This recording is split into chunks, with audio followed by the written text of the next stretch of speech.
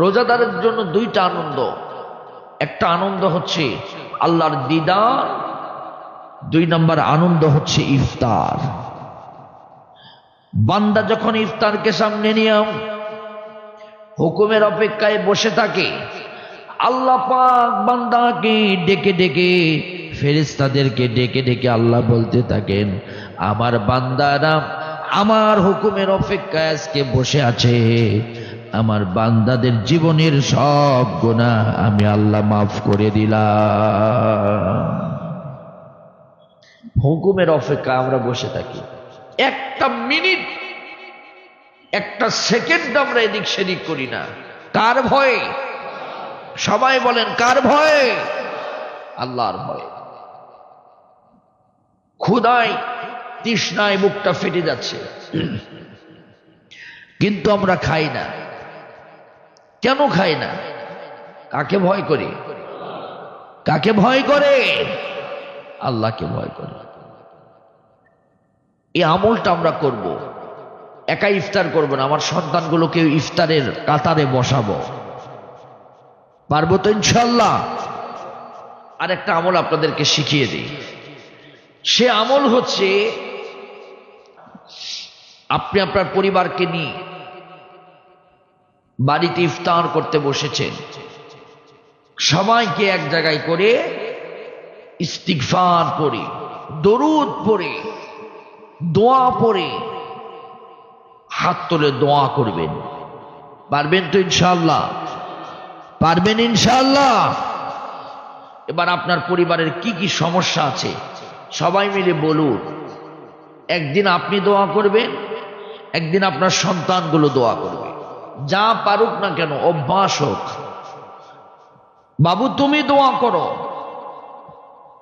আপনার সন্তান হাত তুলে কিছুই না বলতে পারলো, আপনি পাশে থেকে শিখিয়ে দিবেন। তারপরে সন্তানকে দোয়া করানোর প্র্যাকটিস করাবেন। প্রথম দুই একদিন আপনি করবেন, পরে সন্তানকে দিবেন। তুমি বলো আল্লাহর কাছে কি কি তুমি চাও। সন্তান বলবে, আল্লাহ আমার একটা খেলনা দান করো, আল্লাহ আমারে সুন্দর একটা কার্টুন দান করো। আপনি কিচ্ছু বলবেন না, আমিন বলবেন। আপনি সন্তানকে দোয়ার ট্রেনিং দেওয়াবেন, কারণ প্রত্যেকটা মুমিনের জীবনে দোয়ার দরকার আছে না নাই? প্রত্যেকটা মুমিনের জীবনে দোয়ার দরকার আছে। এই জন্য ইফতারিতে বসে আমরা গল্প না করি, আমরা দোয়া পড়তে থাকবো। কি পড়তে থাকবো? তেলাওয়াত করতে থাকবো, দরুদ পড়তে থাকবো, ইস্তিগফার করতে থাকবো। আল্লাহ আমাদের তৌফিক দান করুন, সবাই বলেন আমিন। 7 নম্বর আমল হচ্ছে ইফতারে তাড়াতাড়ি ইফতার করা। রাসূল করিম সাল্লাল্লাহু আলাইহি সাল্লাম বলেন, যতদিন পর্যন্ত আমার উম্মত দ্রুত সময়ে ইফতার করবে, ততদিন পর্যন্ত আল্লাহ তাআলা কল্যাণের সঙ্গে তাদেরকে রাখবেন। অনেকে দেখবেন বেশি পীর সাহেব, বেশি নিজেকে একটু সুপি সুপি দেখায়, মসজিদের আযান হলেও সে চুপচাপ বসে থাকে, সময় হলেও সে চুপচাপ বসে থাকে। রাসূল বলেছে, শোনো, যত তাড়াতাড়ি ইফতার করবে, তাড়াতাড়ি মানে আবার সময়ের আগে নয়, তাড়াতাড়ি মানে হচ্ছে আযান দেওয়ার সাথে সাথে খেজুর নিয়ে অপেক্ষায় থাকবে, আযান দেওয়ার সাথে সাথে দোয়া পড়ে খেজুর খাওয়া শুরু করবে। ইফতার করতে হবে সর্বপ্রথম খেজুর দিয়া, এটা মুহাম্মদ সাল্লাল্লাহু আলাইহি ওয়াসাল্লামের সুন্নাত। পারবেন তো ইনশাআল্লাহ? যতই ভিআইপি আইটেমের খাবার থাক, কিন্তু আমরা সর্বপ্রথম আগে রাসূলের সুন্নাতকে কায়েম করব, খেজুর দিয়ে ইফতার করব ইনশাআল্লাহ।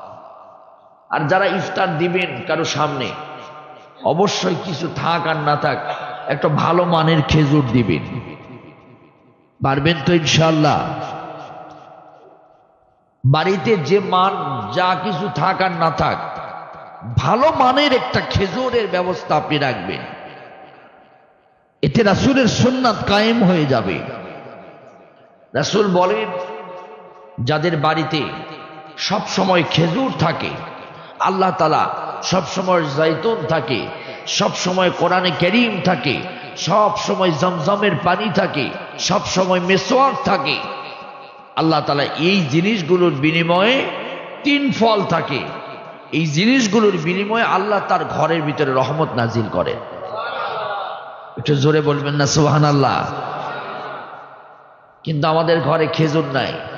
যত রকম ফাস্টফুড আছে এগুলো আমাদের ঘরের ভিতরে আছে, কিন্তু খেজুর আমাদের ঘরের ভিতরে নাই। আল্লাহ নবী বলেন, তোমাদের কাছে যখন ইফতারের সময় আসবে তোমরা জলদি জলদি করে ইফতার করে নিবে।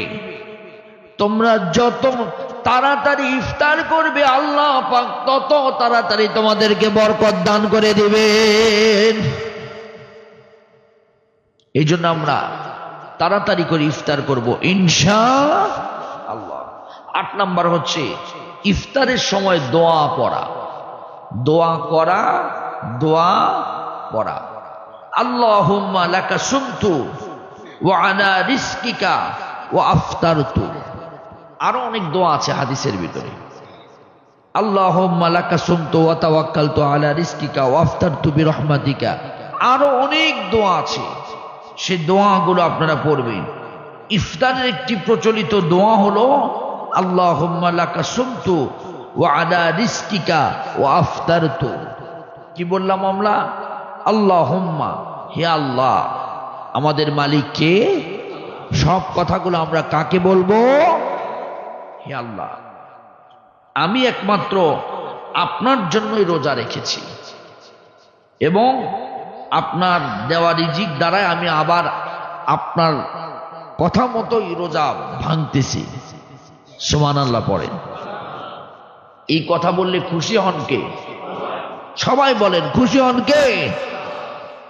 আল্লাহ খুশি হয়ে বলেন, বান্দা তুমি এত কষ্ট করে আবার আমার নামেই রোজা ভাঙতেছো, আমি খুশি হয়ে তোমার রোজা কবুল করে প্রতিদান স্বরূপ আমি আল্লাহ তোমাকে নিজেই আমার হাতে প্রতিদান দিয়ে দিব। তাহলে ইফতারের সময় আমরা দোয়া পড়ে ইফতার ভঙ্গ করব, ইফতার ভাঙবো ইনশাআল্লাহ।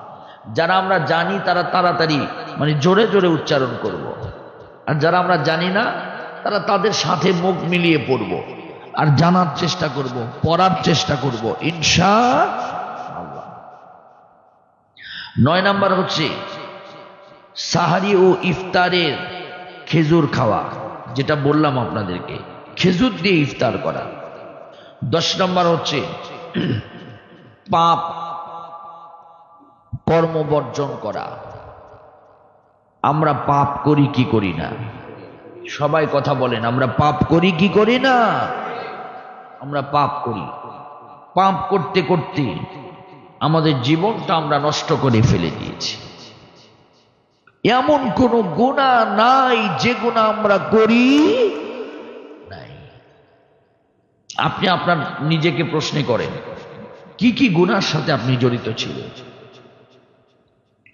আপনার জীবনকে আপনি প্রশ্ন করেন, কি কি গুনাহ আপনি করেছেন? সমাজের মানুষ যদি জানতো আপনার এই গুনার কথা, আপনাকে সমাজ থেকে বের করে দিত। এই গুনাহ যে আপনি করেছেন, এই গুনার জন্য তওবা করার দরকার আছে না নাই? মাহে রমজানে আপনি গুনাহ করবেন না তার প্রতিশ্রুতি করা দরকার, তাই ওয়াদাবদ্ধ হওয়া দরকার। কারণ এই রোজার মাধ্যমে লাআল্লাকুম তাত্তাকুন, আশা করা যায় আমরা তাকওয়াশীল হই, আল্লাহর জান্নাতে যেতে পারবো। আল্লাহ আমাদেরকে গুনাহ বর্জন করে মাহে রমজানের রোজা রাখার তৌফিক আল্লাহ আমাদেরকে দান করুন। সবাই মন থেকে বলেন আমিন।